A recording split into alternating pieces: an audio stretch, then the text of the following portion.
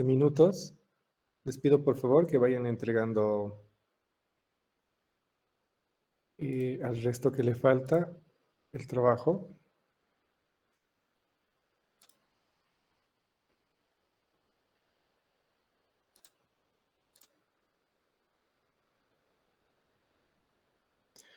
Tenemos 54 personas que ya han entregado el trabajo.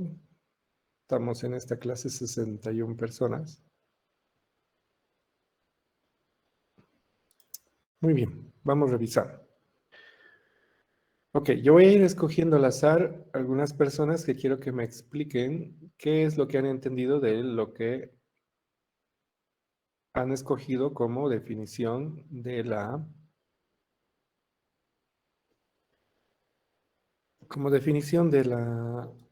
informática forense.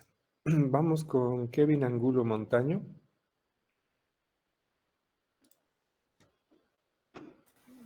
Buenos días, ingeniero.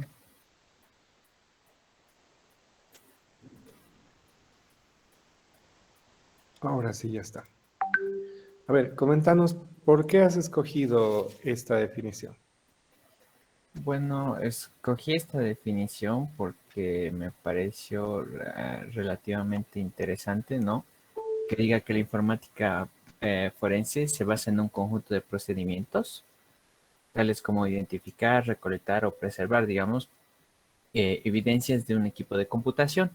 Y también que se basa de un conjunto de técnicas metodológicas. Esto lo supuse que era, digamos, como los métodos que se utilizarían para poder explicar este tipo de evidencias, ya sea en un procedimiento legal o algún procedimiento de juzgado, ¿no? Algo administrativo, como al realizar un informe. De acuerdo. Dime, en esta definición habla de que las evidencias sean aceptables durante el procedimiento. Sí, ¿Qué se eso, entiende por esa parte? bueno, supongo que a lo que yo entiendo por esa parte es que se refiere a que a la hora de recolectar las evidencias sean del tipo coherente y que tengan lógica a la hora de poder mostrarlas como algo que se pueda usar en un juzgado, es decir, como una prueba como tal, que no sea cualquier tipo de información que no tenga nada que ver con el caso, por así decirlo. Eso está muy bien. Te explico entonces un poco en esa parte cuando hablamos de que estas evidencias sean aceptables durante un procedimiento. Una de las características, y vamos a ver en la unidad 2, una de las características principales, una de las características principales de la evidencia digital es que sea admisible. Admisible quiere decir que se acepte dentro de un proceso que esa evidencia digital es válida. Para eso se ha tenido que aplicar ciertos procedimientos, técnicas, que han permitido garantizar que esa evidencia sea admisible. Entre esas características también está el tema de originalidad, que se pueda demostrar que esa evidencia ha sido extraída de el lugar o de el dispositivo o de que no quepa duda que ha salido de un lugar en específico, ¿sí? Si bien las características de la evidencia digital es que la evidencia es muy volátil, volátil quiere decir que puede transformarse ante cualquier evento, ¿no? Y que vamos a ver eso también en la unidad 2, es que el manejo de esa evidencia o la forma de identificar, recolectar y preservar esa evidencia tiene que ser a través de un procedimiento documentado y válido que no quepa duda de su originalidad. Entonces, esos procedimientos y esas técnicas van a permitir que la evidencia sea aceptable durante ese procedimiento o durante un proceso. A eso se refiere. Si nosotros no actuamos en el marco de un procedimiento, una metodología, unas fases o pasos, como se quiera llamar, válidos, y no usamos herramientas válidas, podemos hacer que la evidencia sea anulada. Por tanto, no sea aceptada dentro de un proceso o dentro de un procedimiento legal o administrativo. ¿De acuerdo? Entonces, es muy importante en esta definición que la evidencia sea aceptada durante un procedimiento. ¿Sí? Eso especialmente. ¿Se entendió, Kevin? Sí, ingeniero, se entendió. Ok, vamos a ir.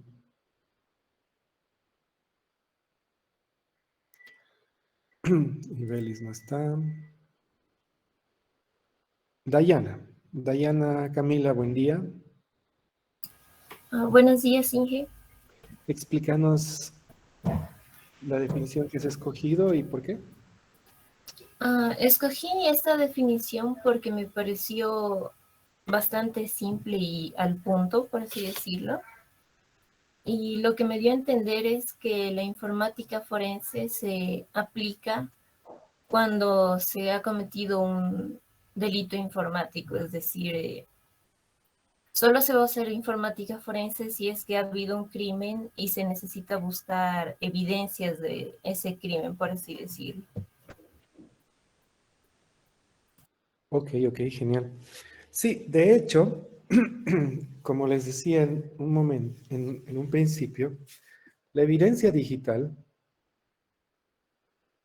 perdón, la informática forense nace en el ámbito legal, nace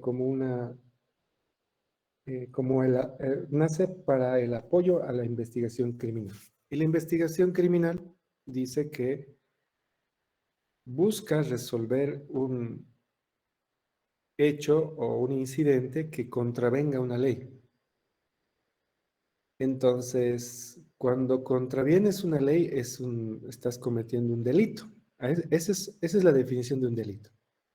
¿Sí? Y en ese marco está súper bien lo que dices. Claro, hoy en día la informática forense tiene otro ámbito de aplicación, que es el ámbito empresarial o el ámbito, digamos, dentro de procedimientos a seguir ante un incidente en una empresa, para ver si se resuelve el problema internamente con técnicas de informática forense o se pasa al lado legal, si digamos se va al ámbito legal. ¿Ok? Pero básicamente esta definición apunta a que la informática forense tiene como objetivo principal la obtención de evidencias relativas a un crimen digital, a un delito informático. Los delitos informáticos los vamos a leer. De hecho, hoy día les voy a dejar una lectura que la siguiente clase debemos analizar acerca de la evolución de los delitos informáticos en Colombia los últimos 4 años hasta el 2021. ¿Ok? Es un documento de un estudio que ha hecho una revista científica que habla de los delitos. Vamos a ver el caso colombiano.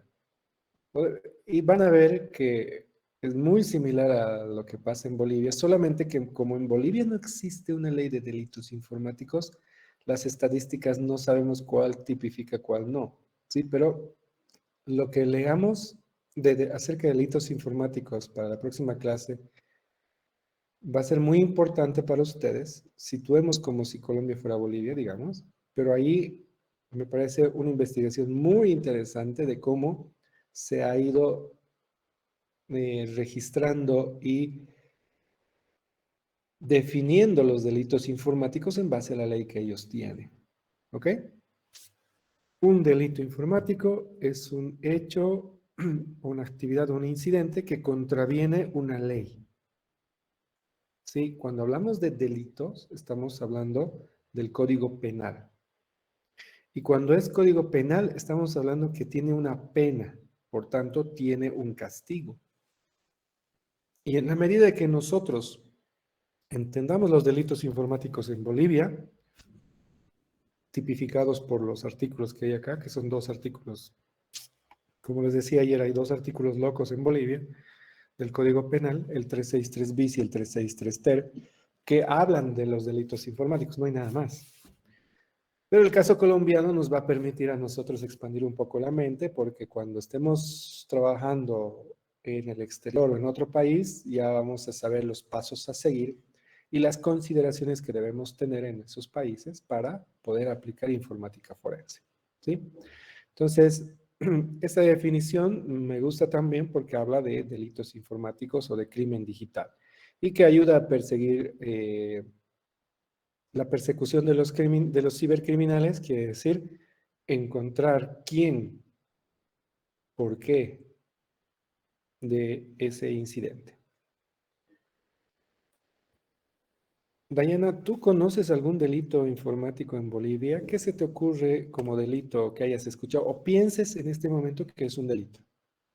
Que hayas escuchado así por ahí. En Bolivia, ¿no? Solo se me acusa el hackeo de cuentas, por así decirlo. Ok. ¿Algún caso que hayas escuchado de la vida real? No, la verdad es que no.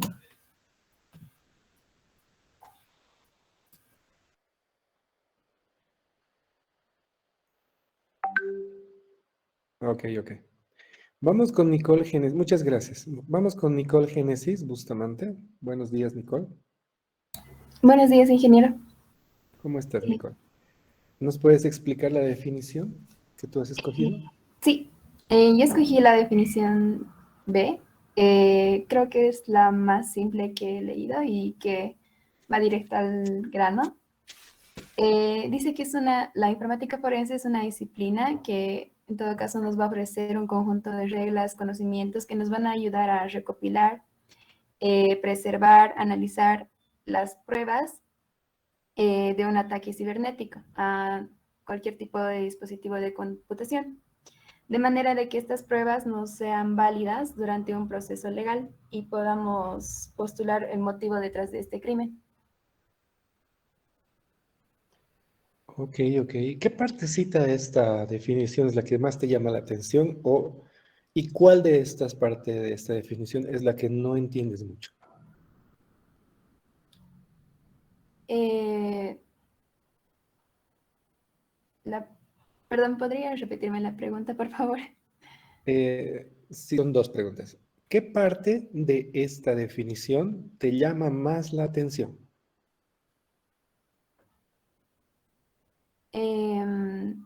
Tal vez la parte en que dice que estas evidencias nos pueden ayudar a seguir o apoyar un proceso legal, un proceso judicial. Ok, ok. ¿Y qué parte de esta definición no la comprendes perfectamente o tienes dudas?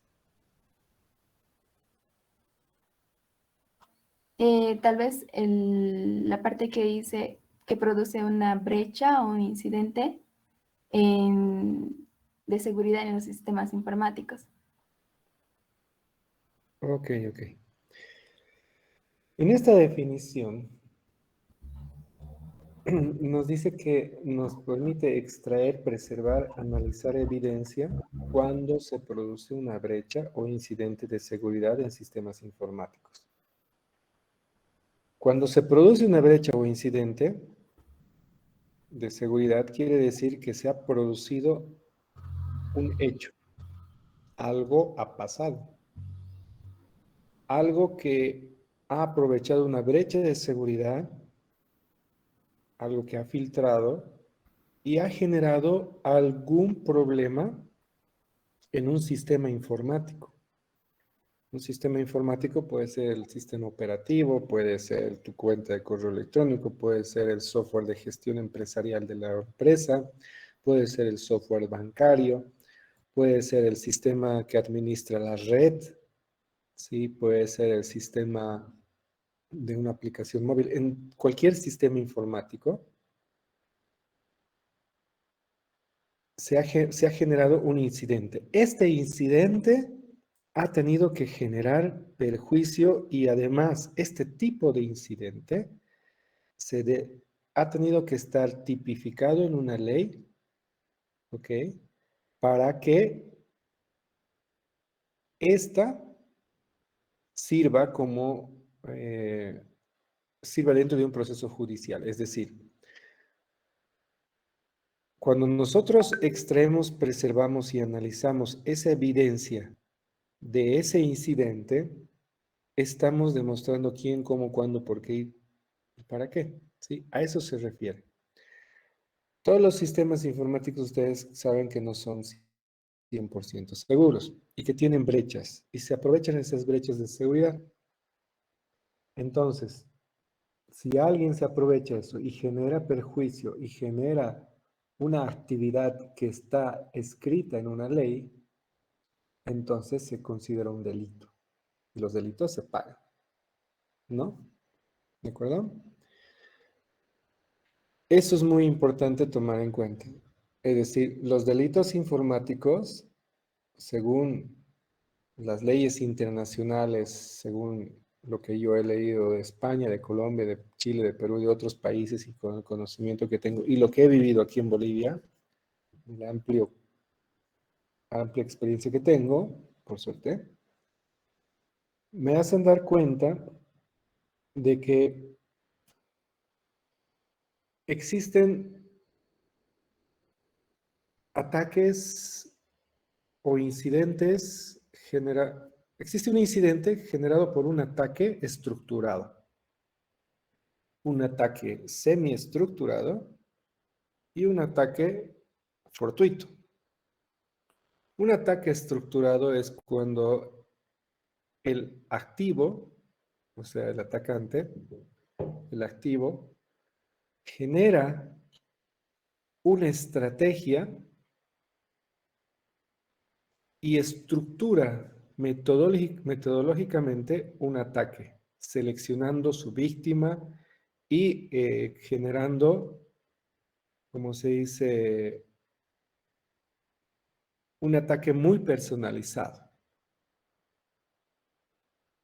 Semiestructurado es cuando, de la misma forma, hay un procedimiento, hay una hay una estructura de ataque, pero no se tiene a una sola víctima, sino se expande eso a una cantidad de víctimas, caigan los que caigan, digamos.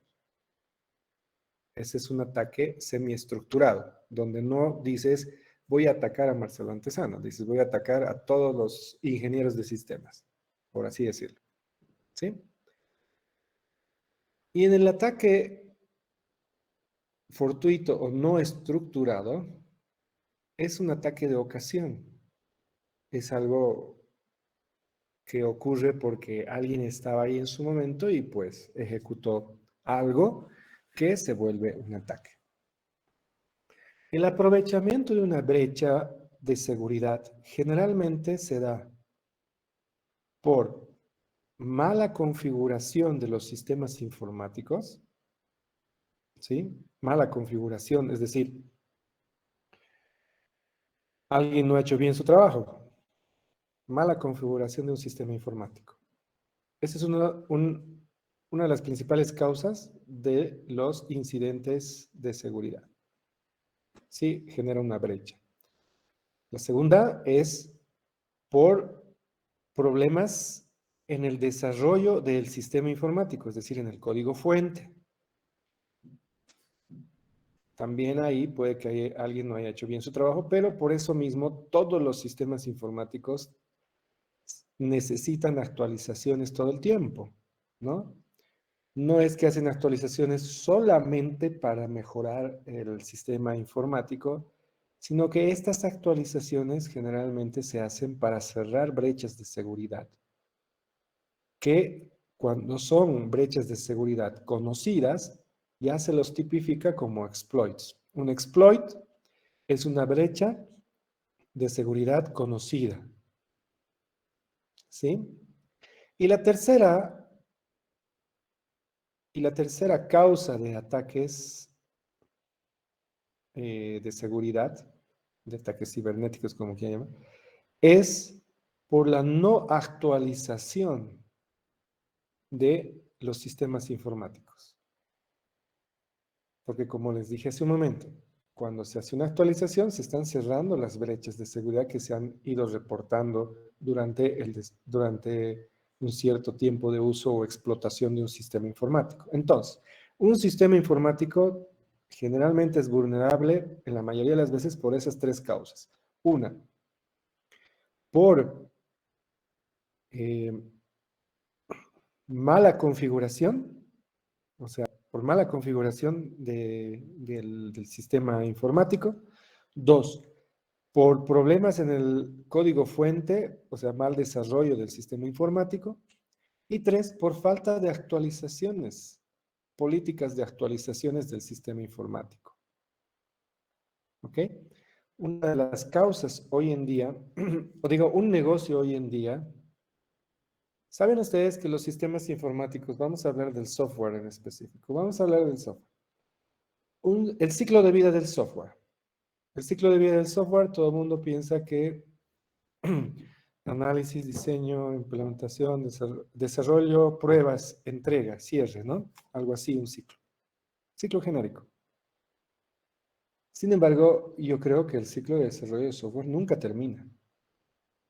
Porque la evolución de Windows, por ejemplo, a Windows 11, parte del anterior Windows. La evolución de los Linux, la evolución de cualquier sistema informático, ¿qué es lo que se hace? Todo el tiempo se va reescribiendo el código fuente para nuevas versiones. Facebook todo el tiempo anda generando nuevas versiones. Es decir, sigue desarrollando nuevas versiones, cerrando brechas de seguridad, generando nuevas funcionalidades. Es decir, nunca terminó el ciclo de desarrollo de software. Y así debería funcionar todo. Hoy en día, los servicios de soporte, mantenimiento de un sistema informático son muy importantes. Antes, la gente pensaba que comprabas el software, listo, se acabó, muchas gracias, hasta luego, y no lo vuelves a ver al proveedor. Hoy en día no es así.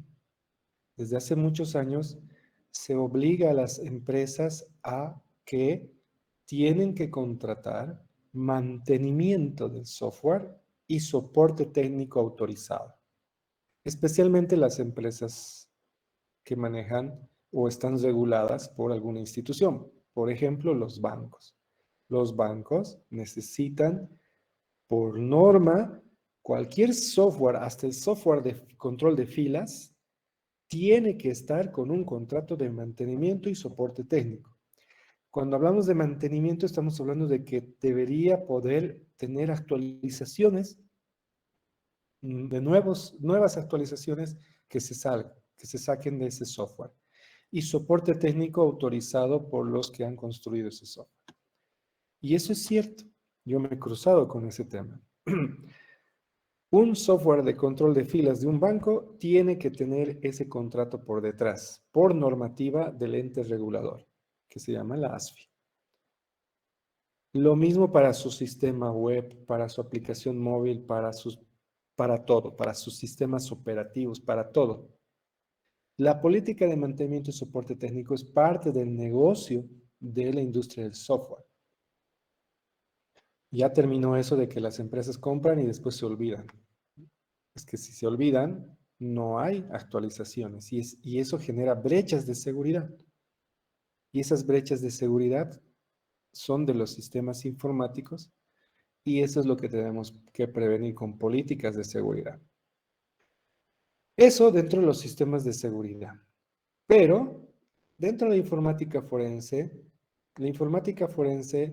no es que nos permita identificar brechas de seguridad, que pudiéramos también utilizar algunas técnicas para eso, pero está enfocado a una vez que ocurrió el incidente, reconstruir quién, cómo, cuándo, por qué y para qué, es decir, extraer, preservar y analizar. ¿Ok? Muchas gracias, Nicole. Las personas que entiendan preservar, la palabra preservar, enseguida quiero que analicen a qué se refiere preservar, ¿ok? Vamos con, a ver,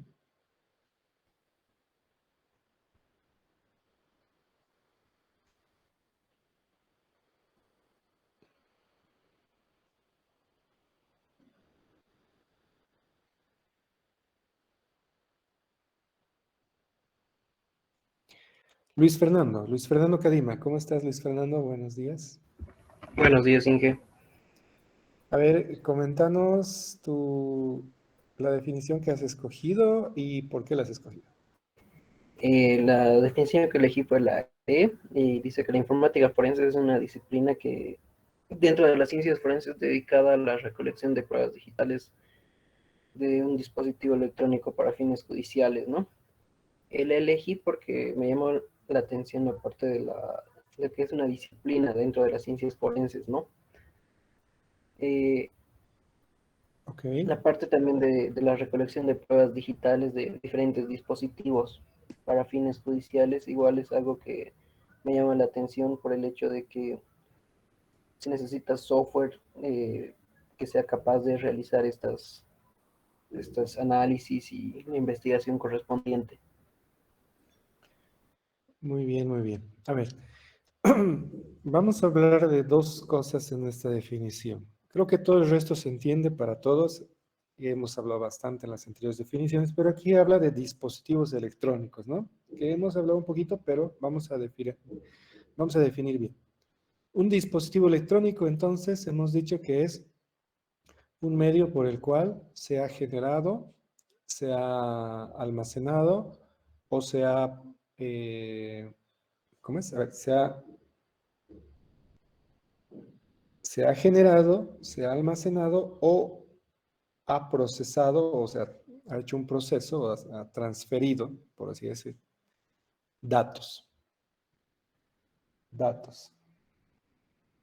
Entonces, un dispositivo electrónico obviamente puede ser un celular, obviamente, ¿verdad? ¿Qué tipo de celular? Ahí nos ponemos a pensar. Un dispositivo electrónico obviamente es una computadora. La computadora tiene otros dispositivos electrónicos internos que los podemos tomar como dispositivos electrónicos. Un disco duro, una memoria RAM, ¿sí? Una impresora es un dispositivo electrónico, porque igual maneja datos, ¿no? Especialmente las últimas impresoras. Entonces también es un dispositivo electrónico. Un dispositivo electrónico puede ser un router. Un router que te genera un Wi-Fi, por ejemplo, o una red física.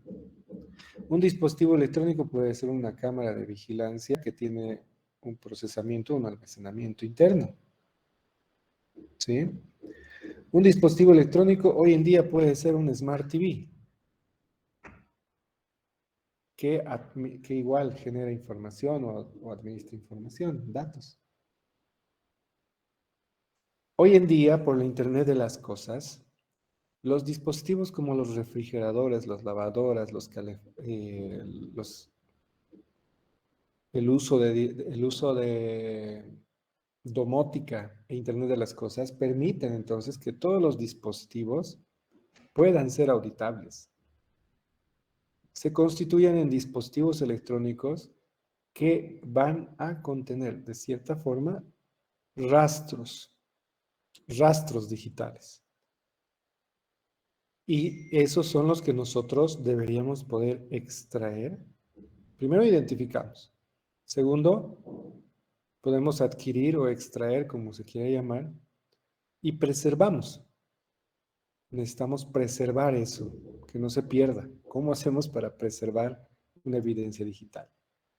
Que quede ahí para que más adelante se pueda volver a ver.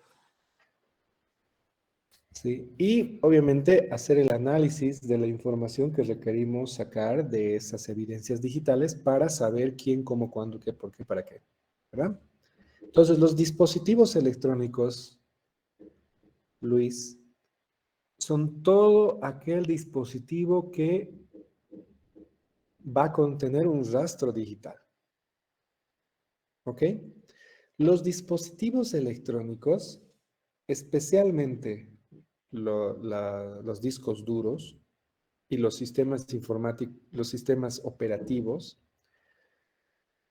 se producen y se construyen, o sea, se fabrican, o se construyen en los principales países del mundo, ¿no? En Estados Unidos se fabrican computadoras, en Estados Unidos se fabrican sistemas operativos, en China, en Europa, en la India, en Taiwán, no sé. Esos países, todos esos países, tienen acuerdos internacionales y tienen leyes, ¿sí? Y esas leyes obligan a que los dispositivos electrónicos que sean certificados con una certificación de calidad están obligados a poder ser auditados. Es decir, están obligados a mantener brechas, por así decirle brecha, de seguridad, para poder hacer auditorías o para poder hacer técnicas de informática forense, para poder revisar los rastros digitales que se han almacenado en ese dispositivo electrónico. Windows tiene todo eso. Windows tiene configurado el USB con un exploit. ¿Se acuerdan qué es un exploit? Un exploit es una brecha de seguridad conocida. Obviamente los expertos conocen. La gente común y corriente, por así decirlo en buena onda, ¿no? Por si acaso. Le vamos a decir gente común a la gente que no sabe de informática forense, ¿ya? La gente común no sabe que el USB en Windows tiene un exploit que permite hacer este tipo de trabajos. Obviamente hay gente que utiliza este exploit para otras cosas, ¿sí? Los discos duros, ese dispositivo electrónico almacena información y por políticas internacionales y políticas de los países que certifican calidad, les obligan a que ese dispositivo electrónico no pierda la información. Cuando tú formateas un disco duro tipo HDD, tú sabes cómo funciona un disco HDD. Un disco funciona por platos, cada plato tiene un segmento y cada segmento tiene, esos platos y segmentos están en cilindros y tiene una aguja que va grabando y grabando como loco. Cuando tienes un disco de 1 tera, por ejemplo, tú lo usas y después lo formateas, ya no es 1 tera, son 950 gigas, por ejemplo. ¿Qué pasó con los otros 50? Sigues usando el disco y después vuelves a formatear y ya son 900 gigas. Y así sucesivamente. ¿Qué es lo que pasa? Que ese disco, por un tema de calidad y regulación, ha sido fabricado específicamente para no perder información, para preservar información. Cada que tú haces un formateo, lo que hace es una reasignación de espacio y esos archivos se comprimen en un segmento especial para esto. Entonces, ese dispositivo electrónico está obligado a almacenar información, así se haya formateado el disco. Entonces, un dispositivo electrónico cumple esas características por regulaciones internacionales. Más adelante vamos a ver de dónde sale eso. Eso sale de un investigador criminal que se llama Edmund Lockhart, francés, que él era un investigador criminal de los años 60, 50, no recuerdo bien, pero él determinó como parte de la investigación criminal la ley de Lockhart, le dicen, o el principio de intercambio de Lockhart, que vamos a hablar de eso más adelante, donde dice así súper rápido, dice que todo cuerpo o todo objeto que haya entrado en contacto con el otro deja un rastro. ¿Sí? Es decir, yo me apoyo al pizarrón y estoy dejando un rastro. A eso se refiere. Lo mismo se aplica en los dispositivos electrónicos. Se quedan los rastros. Al menos un tiempo. Al menos un tiempo. Y eso está obligada por leyes. Los dispositivos electrónicos tienen que cumplir eso. Les doy otro ejemplo de la aplicación de ese principio de Lockhart. Hace unos años yo estaba importando, perdón, Hace unos años yo estaba importando de Estados Unidos como unos routers, la marca Fortinet, unos routers de gama alta. Creo que eran como 50 routers de gama alta. Una compra fuerte. Cada router creo que valía por los $30,000, creo, algo así. Eso hace varios años ya. Bueno, la cuestión es que estábamos comprando eso, pero al momento de comprar se retrasó el envío. ¿Por qué se retrasó el envío? Y la explicación del fabricante allá en Estados Unidos fue que se había retrasado el registro de los routers en los órganos de seguridad del Estado de Estados Unidos, en la NSA, donde para que esos routers salgan de Estados Unidos, tienen que registrar el software, el firmware que administra esos routers. Y tiene que certificar a Estados Unidos que cumple sus leyes. Y obviamente una de las leyes es que existan exploits conocidos para poder hacer auditorías o para poder hacer seguimiento, como sea. Esas cosas pasan en los dispositivos electrónicos y vienen regidas por leyes, para que se den cuenta. Eso me ha pasado a mí y después he investigado y sí, cualquier router de gama media o alta que va a salir de Estados Unidos o que va a ser comprado a través de empresas estadounidenses que van a salir desde China o desde otro país, tienen que cumplir la ley y la ley es que tienen que registrar el firmware que se va a usar. Y ese firmware obviamente tiene exploits conocidos para temas de investigación criminal. No hay vuelta atrás, así funciona absolutamente todo. ¿Ok? Eso en el caso de los dispositivos electrónicos. Ahora, ¿cómo nosotros hacemos la aplicación de técnicas de análisis y de investigación? La aplicación de esas técnicas y análisis de investigación tienen que seguir un marco, tienen que seguir un estándar. Hace muchos años se manejaba el estándar RFC 3227.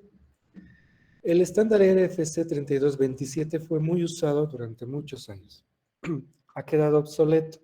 Hoy en día, el estándar que se utiliza a nivel internacional, desde ya hace unos años, hace unos 3, 5 años, son las normas ISO. La ISO 27037, que vamos a ver acá. La ISO 27042, que también vamos a ver acá. La primera, que se refiere a técnicas y buenas prácticas para poder recolectar, preservar, para poder identificar, adquirir o recolectar y preservar las evidencias digitales. Entonces la ISO 27037 nos permite eso. Y la ISO 27042 nos permite nos da las buenas prácticas para el análisis, cómo analizar nosotros la evidencia digital dentro de una investigación. ¿Sí? Cuando hablamos de análisis dentro de una investigación, estamos hablando de que el investigador o el perito, ya vamos a definir bien qué es un perito, ¿ok? El encargado forense o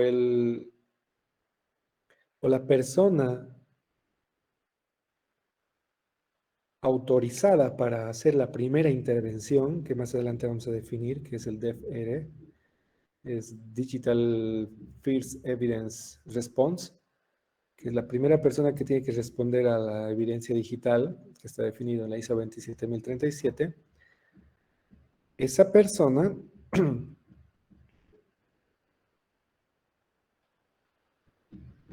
o la persona que va a hacer el análisis específico, que es el Digital Evidence, el DEFES, Digital Evidence Forensic, es el forense va a hacer un análisis. Este análisis tiene que tener entonces un estándar y como hemos dicho hace un momento, es el 27042, que también vamos a revisar eso en esta unidad.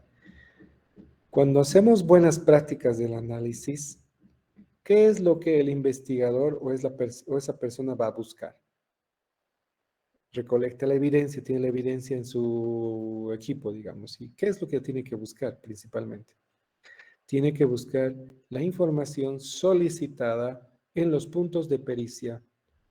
Porque cuando una persona hace un análisis, debe buscar información relevante y que sea relevante al caso o al incidente que estamos investigando.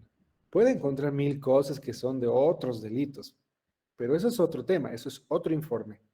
En este análisis se tiene que hacer el análisis del incidente que se está investigando, eso por formalidad legal. Entonces, a eso se le llama los puntos de pericia. ¿Qué analizo? Los puntos de pericia. ¿Sí?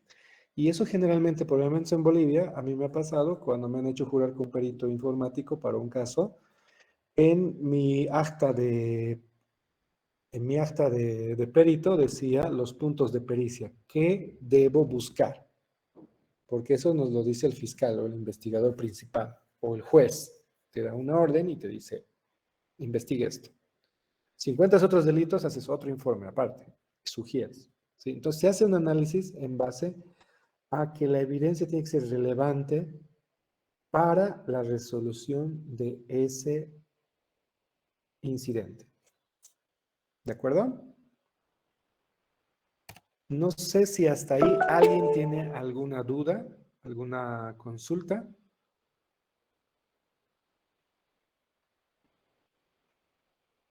¿Alguna duda, alguna consulta?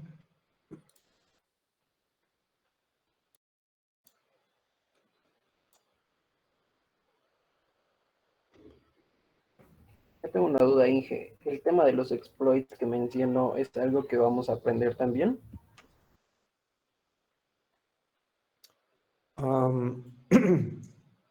Por definición vamos a o sea, vamos a definir qué es un exploit, pero, a ver, no es que vamos a detallar exploit 1, exploit 2, exploit 3, sino es una definición, porque además eso va actualizándose todo el tiempo y hay exploits que se van cerrando. A ver, la definición de un exploit es que es una brecha de seguridad o es un problema en el software o es un error o es algo que que te puede perjudicar y eso y es conocido por todos. A eso se le dice un exploit. Un exploit puede desaparecer cualquier rato porque ya se parchó por algo. Pero imagínate si no has actualizado el sistema. Uno actualizó, listo, se cierra el exploit, pero otro no. Entonces, como es una vulnerabilidad conocida, alguien se aprovecha de eso. ¿Sí? Exploit existen a ver, Windows tiene varios exploits, ¿sí? Vulnerabilidades conocidas, que se van cerrando y algunas se quedan abiertas. Linux, lo mismo, ¿sí? Por ejemplo, hay una herramienta que se llama Metaexploit, que es una distribución Linux, un sistema operativo que se llama Metaexploit 2, Metaexploit 2, que es un sistema operativo que tiene a propósito muchos exploits abiertos, es decir, muchas brechas de seguridad abiertas. Y lo tiene a propósito. ¿Para qué se usa Metaexploit 2? Para que tú puedas hacer pruebas de seguridad de algún software. Porque es como una caja de juguetes o es como un sandbox, una caja de arena, le dicen, para jugar, para hacer pruebas, para revisar, ¿no? Entonces, muchas técnicas hacen que tienes un software, ya ponlo en este servidor. Ese servidor es un exploit, es un Metaexploit 2 y tiene brechas de seguridad abiertas. Entonces, hacen pruebas o técnicas para ver cuánto aguanta tu software o la aplicación que estás testeando. ¿De acuerdo? Eh, Esto es un exploit, ¿sí? Y vamos a toparnos con algunos. De hecho, cuando utilicemos algunas herramientas, vamos a poder identificar algunos de ellos. A ver, vamos a ir viendo eso cuando hagamos análisis de memoria RAM, por ejemplo. ¿Ya? No sé si alguien tiene alguna duda, alguna consulta más.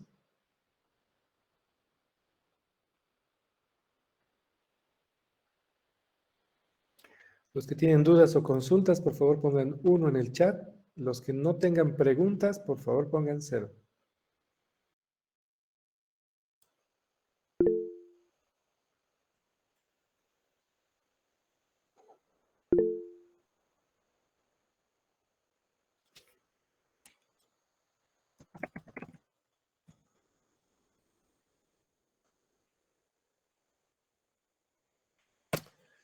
Ok, muchas gracias. Entonces, ella despertó Mirko, Lady, Daniela.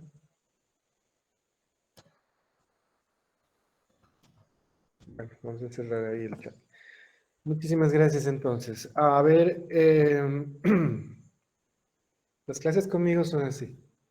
Yo les voy a decir una semana qué es lo que necesito que ustedes lean o hagan para la próxima clase.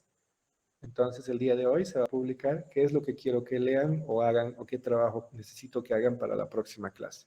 Generalmente, vamos a hacer algunos mapas mentales, muy sencillos, o algunos mapas conceptuales, o alguna definición o algún cuestionario, en base a una lectura que yo les voy a pasar. ¿Sí? Entonces, les paso enseguida, o bueno, el día de hoy, una lectura. Creo que son como... les decía, la lectura es Delitos informáticos en Colombia, la evolución de los delitos informáticos en Colombia los últimos 4 años. Es una investigación muy interesante, muy sencilla y muy didáctica, para que ustedes puedan entender cómo se mueven los delitos informáticos a nivel global. Vamos a suponer que son en Bolivia. ¿De acuerdo? Eso, quedamos hasta ahí y como de costumbre nos vemos en la nube. Muchas gracias. Buenos días. Hasta luego, Inge. Buen día, ingeniero. Hasta luego.